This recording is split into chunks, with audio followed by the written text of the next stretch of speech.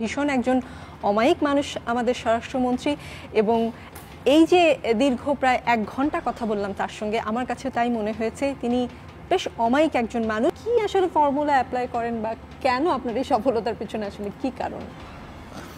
আপনি যে মন্ত্রণালয়ের দায়িত্ব পালন করছেন, এই মন্ত্রণালয়ে আগে বেশ কয়েকজন যারা ছিলেন তারা নানান বিষয় নিয়ে আলোচিত, সমালোচিত, কি বলবো, বলতে গেলে বিতর্কিত, কিন্তু আপনি সেই জায়গা থেকে পরপর 2 বার এত গুরুত্বপূর্ণ মন্ত্রণালয়ের দায়িত্ব পালন করছেন, কিন্তু আপনি কিন্তু সেফ জোনেই আছেন বলা চলে আর কি। তো সেক্ষেত্রে আপনি আসলে কি ফর্মুলা, যদি বলি ফর্মুলা বললে আমার জন্য শব্দটা সহজ হয়, কি আসলে ফর্মুলা অ্যাপ্লাই করেন বা কেন আপনার এই সফলতার পেছনে আসলে কি কারণ?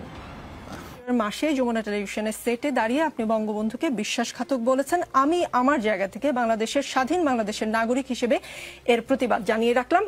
আপনাকেও বলে দেই, সেটি বঙ্গবন্ধু না, আপনার কাছে হতে পারে। শুনেন, আপনি উপস্থাপক, আগে আমাকে শেষ করতে দেন না। আপনি এখানে নিয়ে আসছেন বলে, না এখানে নিয়ে আসছেন বলে, না আপনি শুনেন, আগে কথা শুনেন, ইট ইজ নট ইওর, না ঠিক আছে, এই অনুষ্ঠানে তাহলে আপনি একটা জিনিস শেষ করে দিতে পারবেন না। আপনাকে ফ্লোর দিব, আপনি আবার আমি উত্তর দেব।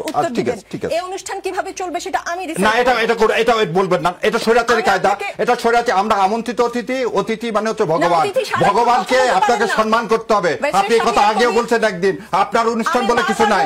না, আপনার অনুষ্ঠানে আমি আসিনি, আপনি আপনার অনুষ্ঠানে আসছি, আমি আসছি এই 16 কোটি মানুষকে কথা বলার জন্য। না, আমি যমুনা টেলিভিশনে আমন্ত্রণে এসেছি, আপনার অনুষ্ঠানে না। আপনি এটা কথা বলতে পারেন না, আপনার অনুষ্ঠান, এটা যমুনা টেলিভিশনের অনুষ্ঠান না। কিন্তু এইভাবে কথা বলবেন না, এইভাবে কথা বলবেন না, সম্মান দিয়ে কথা বলেন।